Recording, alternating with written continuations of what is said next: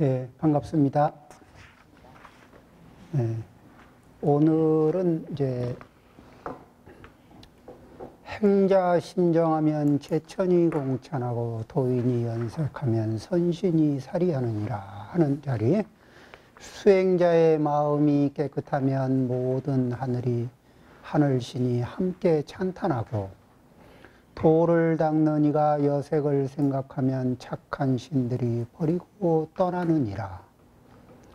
사대는 호련히 흩어지는지라 오래 살기를 보장할 수 없나니 오늘 저녁일 수도 혹은 내일 아침일 수도 있느니라.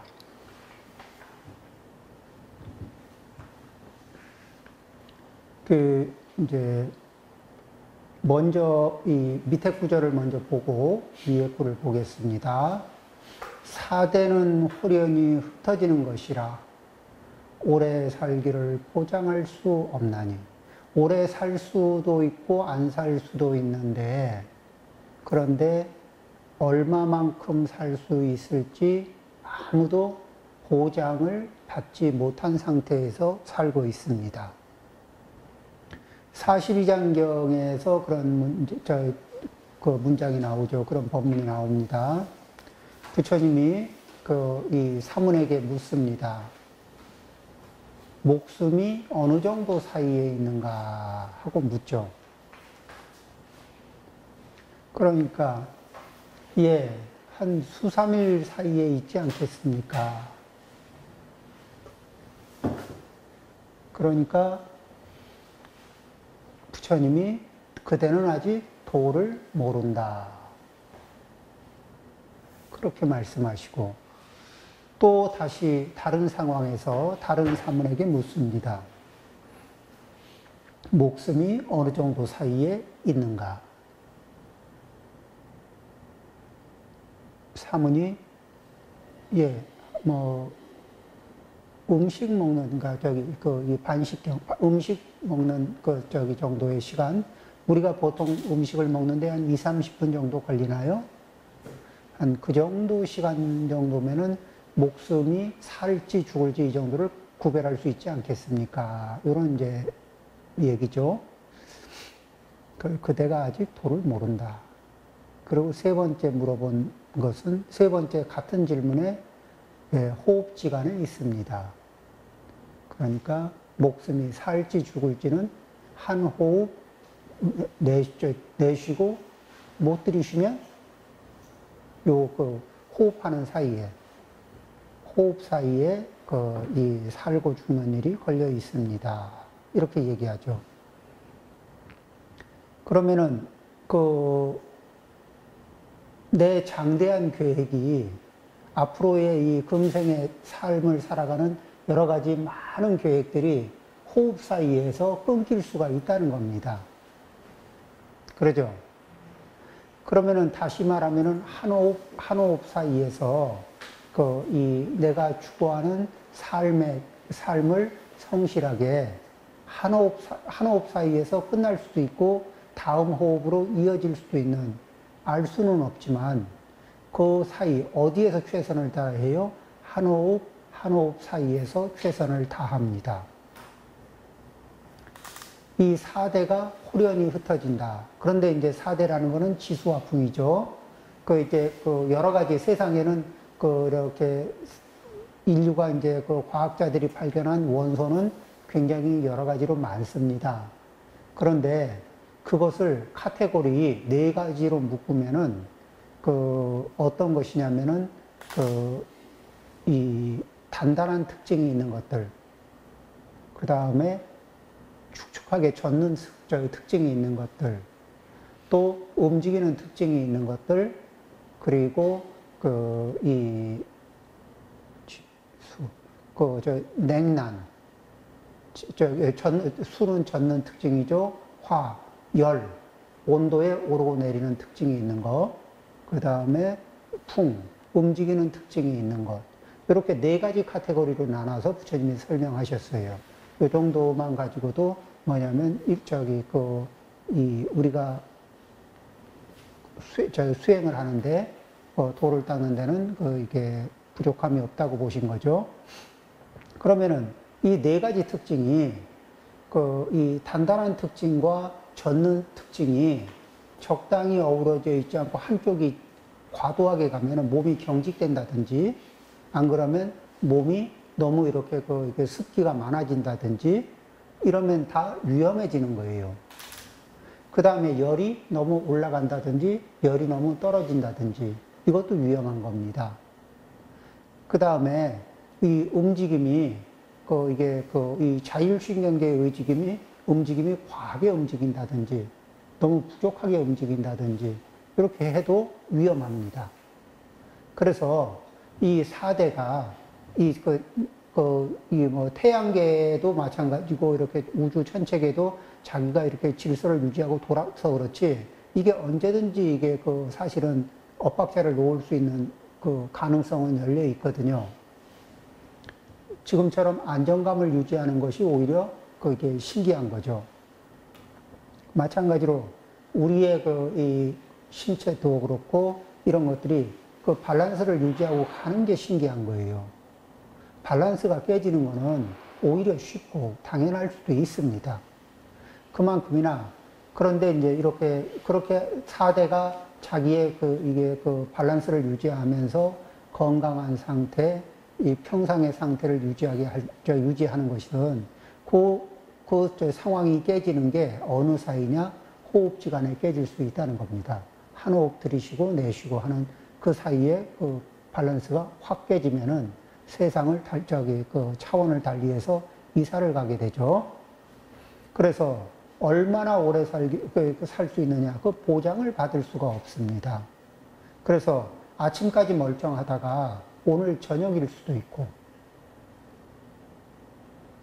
또 저녁까지는 멀쩡하다가 내일 아침일 수도 있습니다. 무엇이 4대가 호련히 흩어지는 그 시작점이. 그렇죠. 이거를 이제 뭐라 그러냐면 무상하다 그럽니다. 우리가 무상하다고 얘기할 때 주목해야 될 거는, 이것이 이렇게 깨지는 성질이 있고, 그러니까 변하는 성질이 있으니까 무상하구나. 그렇게 해서 무상하다고 보는 게 아니라, 무상을 볼 때 조금 더 이렇게 밀도 있게 보려면은, 어떤 결과가 있죠. 이 결과가 발생이 되려면은, 원인이 있고, 이 원인을 이게 지탱해주는 조건이 있습니다.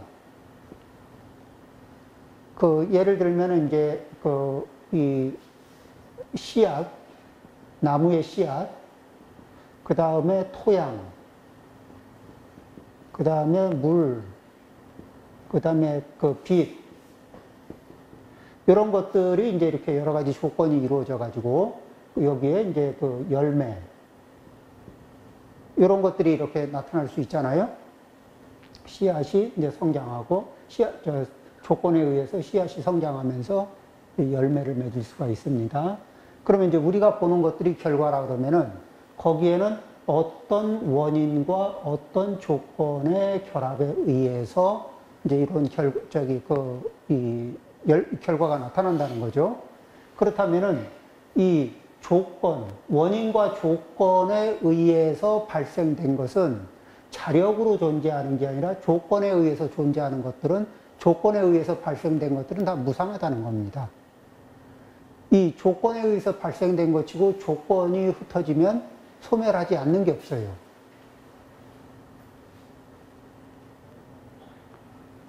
우리의 기대치는 이걸 딱 봤을 때, 이 좋다. 이 시계 좋으네. 이게 꽤 마음에 드니까 이게 오래 갔으면 좋겠다. 이게 아끼고 이런 생각을 할 수 있죠. 또 이 몸도 내가 애착이 가니까 오래 갔으면 좋겠다. 그런데 이 오래 가게 하려면은 조건을 맞춰주는 거예요. 그러죠? 이 몸에, 그래도 결국은 이제 이렇게 생겨난 것은 인연의 흐름 속에서 인연이 또 흩어지게 되면은 소멸하게 되겠지만은, 그래도 이제 우리가 이 조건을 유지하기 위해서 이런 몸을 유지하는 조건을 만들어주는 게 뭐예요? 넘치지 않고 부족하지 않게 먹기. 넘치지 않고 부족하지 않게 운동하기. 이렇게, 이런 식으로. 그 다음에, 이제, 그러면은 그 넘치지 않고 부족하지 않게를 그 기준점을 어떻게 잡느냐. 계속해서 관찰을 해보면은 욕심만큼 하지 않고 필요한 만큼 하는 눈을 뜨는 거예요. 욕심에 눈을 뜨는 게 아니라 필요한 만큼의 눈을 뜨는 거거든. 그러니까 음식 앞에서도 음식을 욕심껏 먹지 않고 필요한 만큼 먹고, 그 다음에 내가 잘하는 것도 욕심껏 많이 하지 않고 어떻게 필요한 만큼 정도에서 멈추고. 그러면은 그 살아가는데 어떻게 하냐면은 우리는 이제 욕심을 따라가면은 이게 평생 규칙이 그렇죠? 욕심을 따라가면은 코스는 당연해요. 자, 이제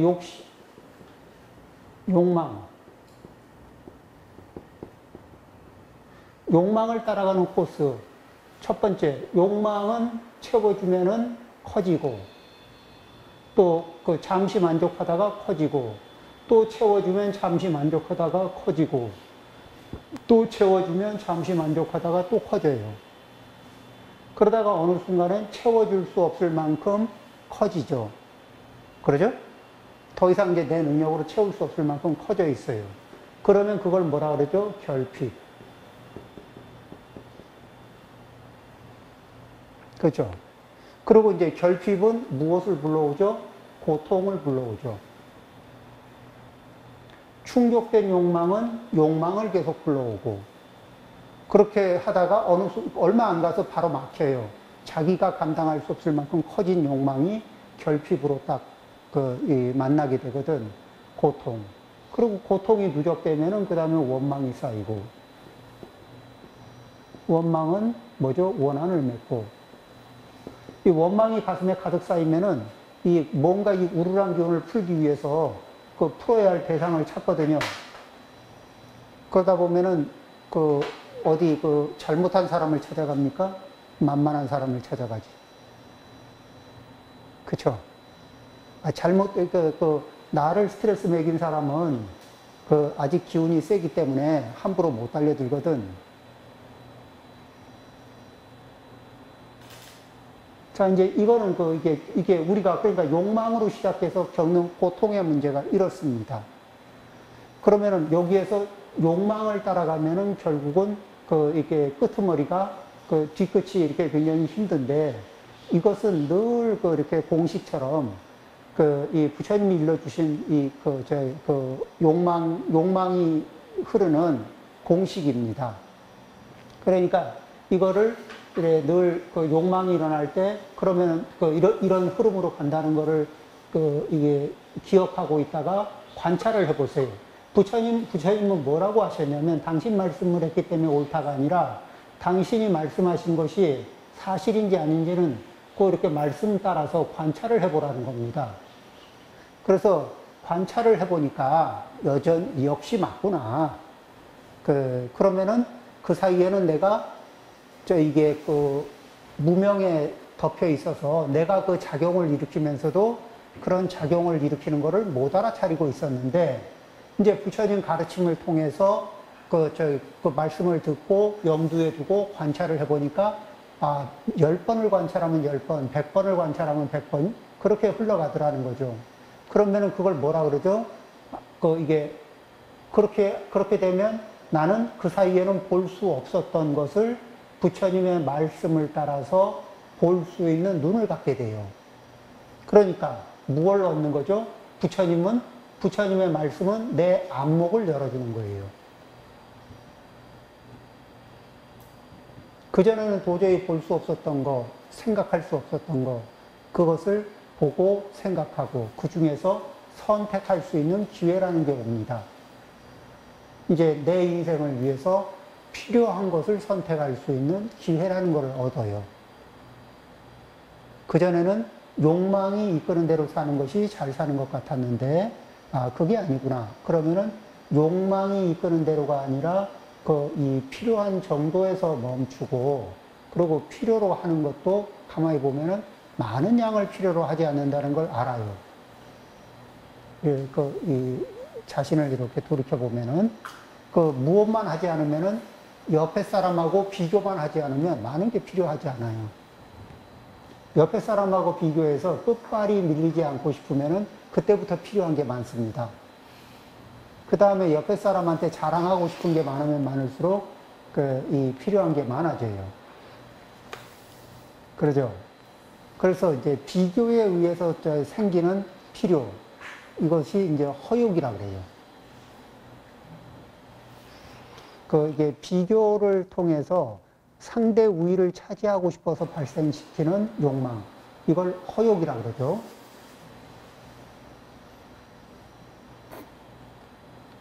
우리가 한 세상을 살면서 이 자기 자신을 고달프게 하는 것 중에 이 허욕을 충족시키기 위해서 자기 자신을 고달프게 하고 자기 가족을 고달프게 하고 이 인생의 모든 정력을 소모하고 이런 것들이 이루 말할 수 없는 것들이 다 이런 자리에서 많이 움직이거든.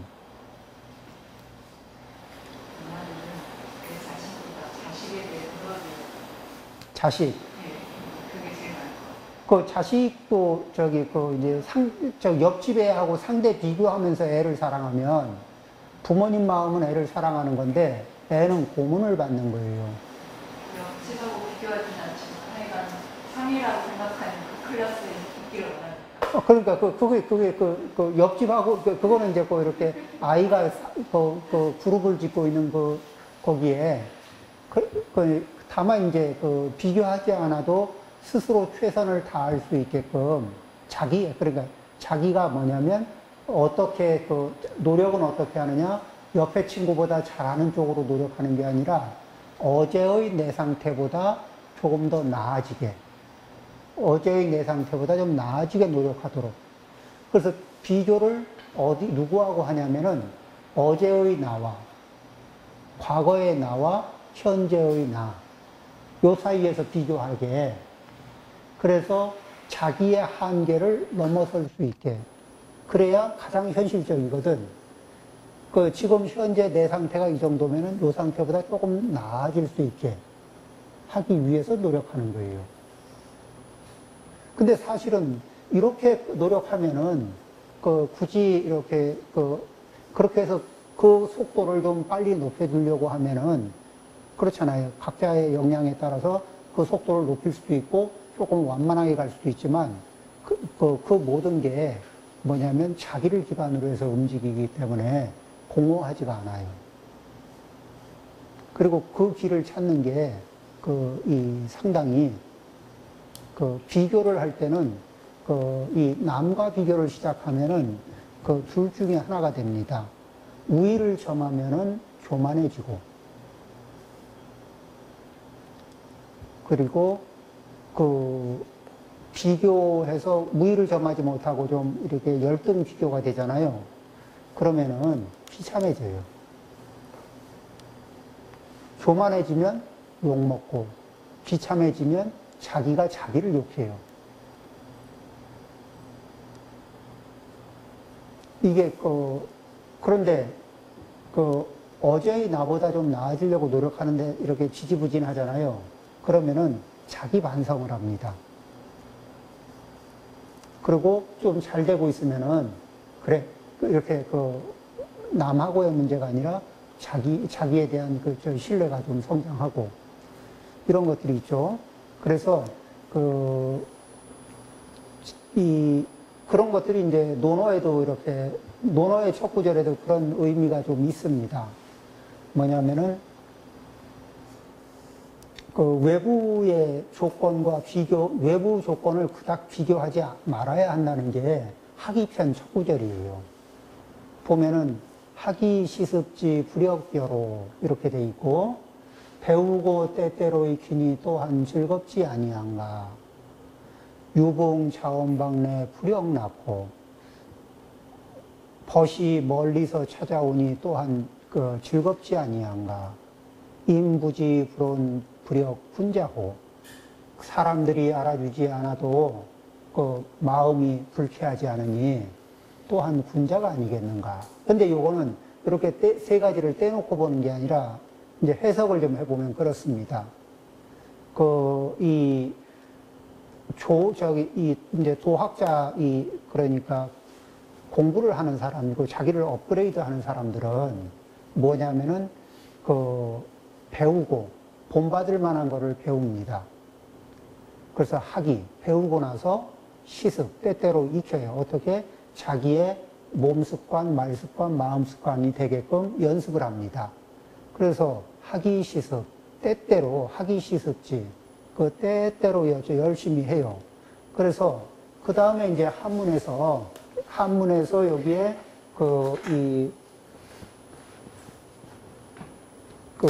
뒤에 이제 갈지자가 하나 나오거든.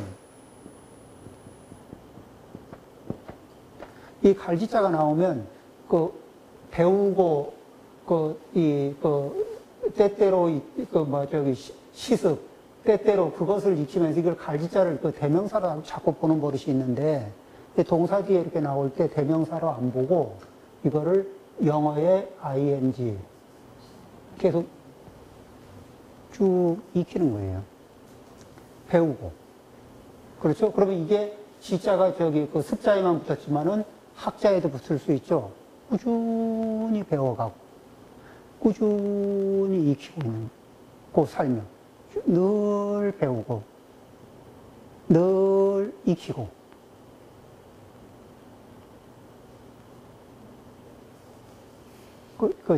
이게 틈틈이 익히는 거예요. 늘 배우고, 틈틈이 익혀요. 계속 익히고 있어요. 그렇게 하면은, 그렇게 익어지는 사이에서 자기가 업그레이드 되면서, 또한 이게 기쁘지 아니한가. 그렇죠. 자, 이렇게 되면 이제 그런 시간이, 그렇게 공을 들여서 이렇게 업그레이드 한 시간이 묵으면은, 덕이 안에 이렇게 쌓이잖아요. 그 덕이 쌓이면은, 사람들이 그걸 알아주면서, 것들이 그걸 공유하면서 같이 탁마하고 싶어 하는 분들이 멀리서 찾아올 수도 있거든요. 그럼 멀리서도 찾아오면은 가까운 데 있는 분들이 찾아오는 건 말할 것도 없죠. 그러니까 멀리서 알아보고 찾아와요. 이건 뭐죠? 복이 있는 경우입니다. 이렇게 자기 덕을 기르고 복력이 발해지면은 그럼 이제 그걸 이렇게 같이 공유하고 싶어서 찾아오는 것들이 알아주는 이들이 생겨난다는 거거든요. 그럼 또 즐겁지 않은가? 같이 또 공유하면서 이렇게 같이 탁마할 수 있으니까요. 인부지 불온. 그런데 그렇게 자기를 이렇게 해서 안으로 덕은 많이 갖췄는데도 복력이 안 되는 분들이 있어요. 그러면은 남들이 알아주지도 않고 그냥 이 평범하게 이렇게 또는 때로는 가끔 오해받으면서 그러면서 이 생을 넘길 수도 있습니다. 그럴 때 내가 이만한 덕이 있는데도 불구하고 알아주지 않는다. 서운하다. 이런 서운하다 하는 이런 불편한 마음을 품지 않는 것. 불온. 인부지. 사람들이 알아주지 않아도 불온. 이 마음이 이렇게 불편해서 따끈해지는 게 이게 온이거든요. 그런 마음이 없는 이는 또한 군자가 아니겠는가. 왜 군자예요? 진짜 시습지 불역 여로 이거를 꾸준하게 유지하는 사람이니까.